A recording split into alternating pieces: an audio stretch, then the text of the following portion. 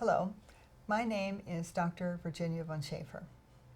I would like you to think with me for a minute about a topic that I find very, very important to many patients and would like to bring my perspective on the issues to you.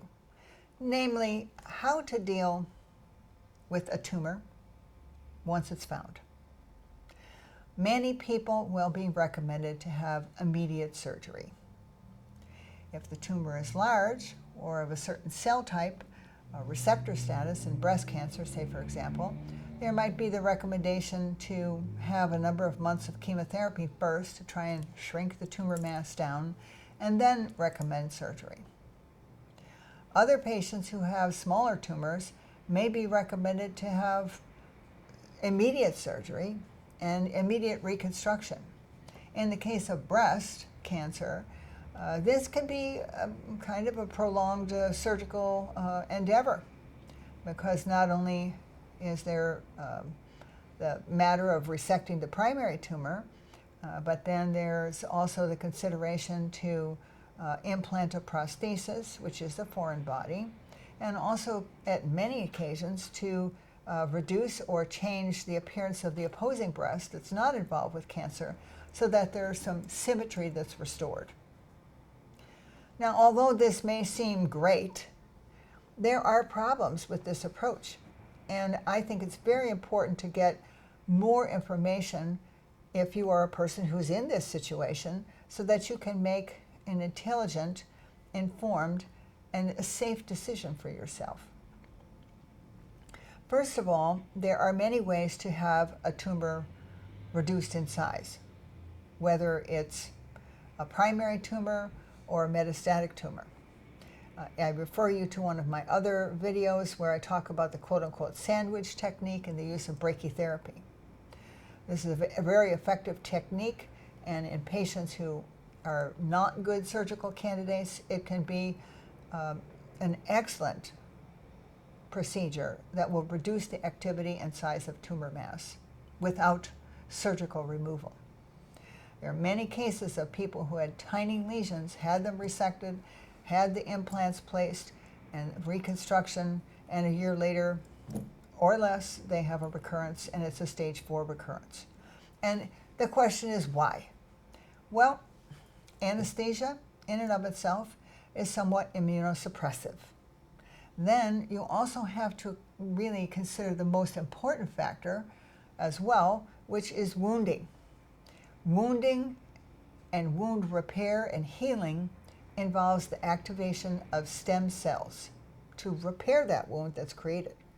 So if you have a small wound, you're going to have some activation of stem cells. If you have a big wound or bilateral wounds, in the case of bilateral breast surgeries, you're going to activate stem cells a lot. And this is not a selective process. Stem cell activation will occur not only for normal cells that are there to heal the wound, but also the cancer stem cells that are latent and not activated. They can become called into action by this entire situation of wounding. This will cause areas in the body that have been seeded with stem cells that are latent and not growing new tumors to develop into active lesions. This can become disastrous. And when you look at these prolonged reconstructive operations where patients are under anesthesia for 10, 12, 14 hours, this becomes a huge problem. If you add to this the fact that surreptitious infections with viruses and bacteria were never identified or treated, then it compounds the problem and makes everything worse. So I would encourage people to get more information and think about the process at hand, because sometimes immediate reconstruction is not necessarily the best thing to do.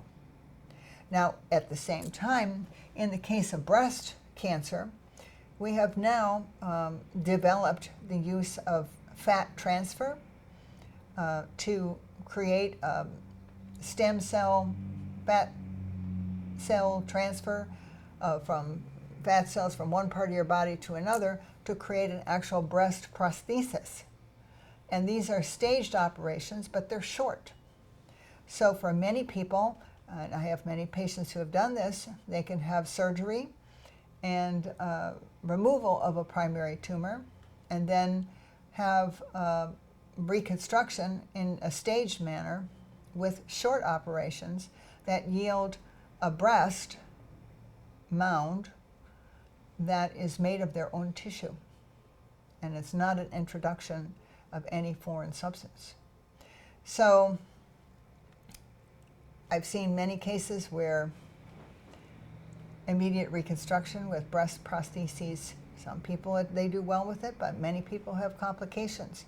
And so it's something that I would like all of you who are confronted with this situation to think about.